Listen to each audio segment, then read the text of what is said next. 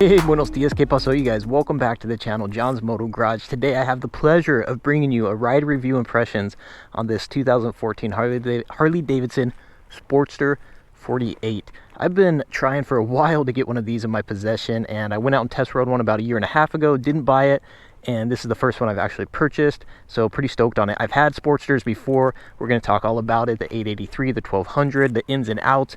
Everybody says this is a chick's bike, a girl's bike, and I have to agree, this is a girl's bike 100%, but there's a caveat to that. We'll talk about that as well.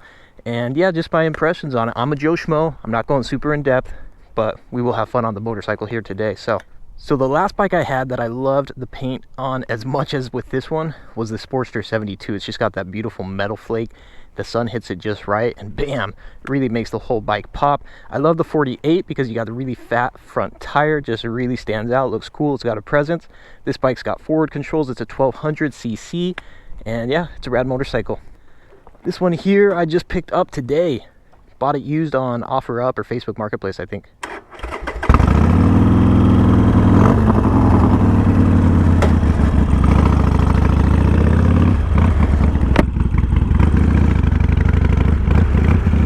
I'm doing a series where I'm buying and selling bikes, trying to trade up to my dream motorcycle. So I'll put a link below to that series if you want to check it out.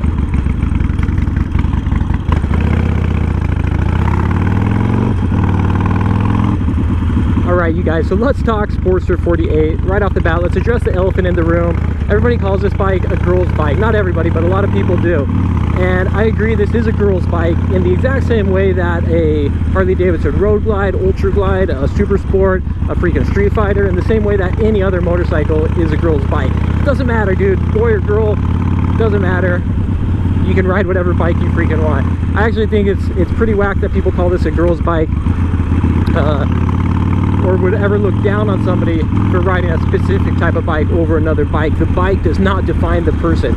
But all I'm gonna say is, when you see a chick ripping 12 o'clock on a Harley Sportster, scraping, making sparks, you're gonna look at them and look at your Harley Road Glide or whatever other motorcycle you're riding and think, huh, maybe it'd be kind of cool to be riding a quote-unquote girl's bike. All right, so the Harley Sportster, it's the oldest or longest running motorcycle in production with Harley Davidson. I believe since 1957 they've had the Sportster line available. Of course, they've made some changes over the years, but not a ton. In 2004 they went to a rubber mounted engine.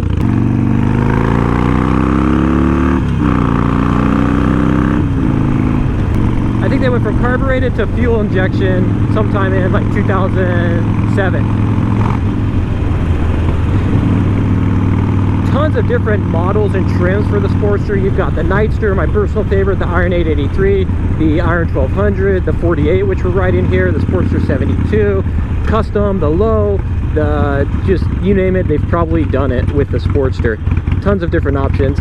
And for Harley Davidson, up until they came out with the Street and the Street 500 and 750, this was 100% the go-to beginner motorcycle for Harleys. Now, the one thing, everybody I know who's jumped on a Sportster and it's been their first Harley, the first thing they say is, holy crap, I can't believe how much this bike rumbles. And it does. It's got that characteristic classic Harley feel where it just rumbles underneath you. Some people love it, some people hate it. Personally, I think it's a cool part of the personality that Harley comes with, and that's what some people are looking for. But if you come from really smooth, precision-built, super sport bikes, and you jump on a bike like this, you're going to feel like you're going backwards in time. A lot of the criticism these bikes get is it's kind of primitive technology. They say yesterday's technology at tomorrow's prices, but you have to look at it in the context of entry-level, middleweight cruisers. What are your other options out there? Even from a metric standpoint, you've got your Shadow 750, your Boulevard 800, your Vulcan 900, what else? Now you have your Indian Scout Bobber, which for a long time you didn't have. And honestly, of all those bikes, the only one that I really think puts any competition on the Sportster in terms of overall make, overall fit and finish quality and all that good stuff is going to be the Indian. I've ridden all the other bikes, and there's things I like about those, but they really just don't have that same solid feel that you get with the Sportster. And again, this is a cruiser, so yeah, in terms of horsepower and torque specs, you do not get a lot of bang for your buck. But what you really get with the Harley is going to be the styling, it's going to be the Harley badge, and it's going to be a just nice, solid built cruiser with, honestly, fit and finish that is superior, in my opinion, to all the metric options, and I would almost argue to the Indian as well. Now, I've ridden the Indian, and where the Indian is really, I think, putting Harley in a tough spot is performance-wise. They have a cruiser, liquid-cooled V-twin that delivers the goods in terms of performance, which the Harley Sportster traditionally has not been a performance-built machine from the factory as far as suspension and all that stuff goes. But of course, with the Harley, you can dump a lot of money into it and you can get a lot out of these engines. I personally love the Sportster for that reason, the aftermarket options. And it's one of those bikes that you can get, again, from the factory. You can pretty much pick the trim that you like, that fits your style. And if you're just looking for a certain, whoa, bumpy. If you're just looking for a certain style motorcycle, you can get it from the factory in just about whatever make or trim or style you want and not have to do a ton to it. But I also love, with the aftermarket, you've got a huge bobber following, you've got a huge chopper following, you've got a huge, what do they call it, frat bikes, kind of like the desert sled type bikes. I don't know, you know what I'm talking about. There's so much people do with these Sportsters and so much that you can do, and this is a really solid platform, a solid canvas for all of that. And especially if you know me, you know I absolutely love the stunt stuff, and that's one place, one area where the Sportster totally shines for the Harleys. These bikes for stunts, for stunting are, yeah, you're gonna have to do upgraded suspension and a lot of that stuff, upgraded clutch, but with these bikes from the get-go, they're a great platform for stunting. They're really reliable and solid in that regard.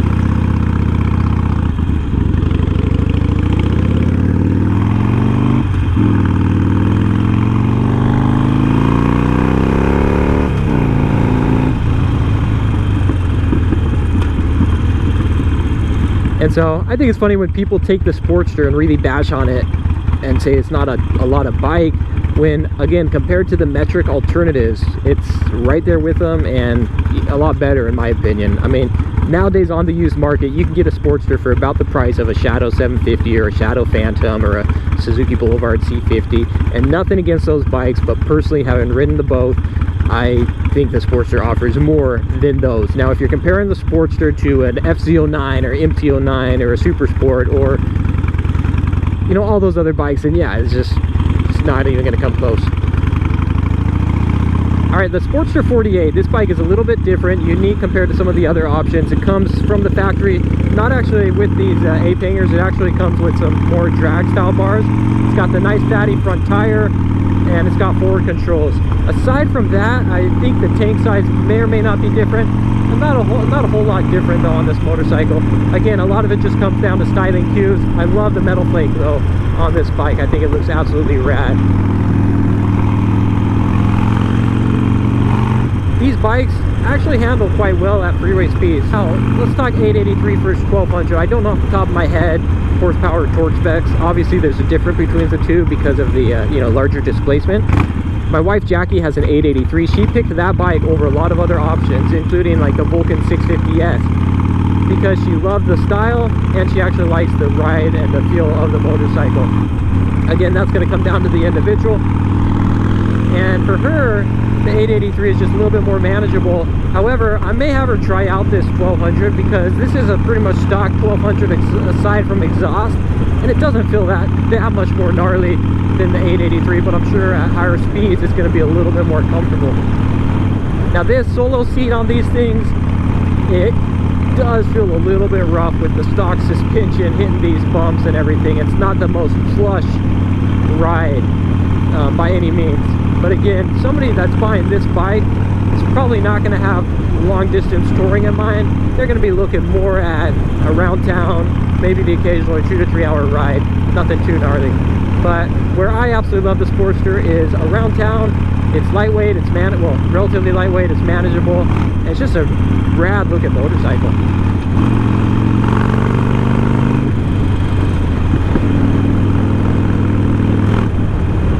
So there you have it, you guys. John's Moto Garage, my review of the Sportster 1248. Big fan of the bike. What do you guys think? Do you dig the Sportster? Would you ride one? Drop a comment below, let me know. And stay tuned, I may do some more videos on this. Check out the series. I'm doing the Moto Flip project if you want to get more details on this specific bike, how much I paid for it, how I found it used, all that good stuff. I got all those videos and more on the channel. I'm going to take some photos of the moto, and we'll catch you guys on the next one. Adios, hasta luego, nos vemos.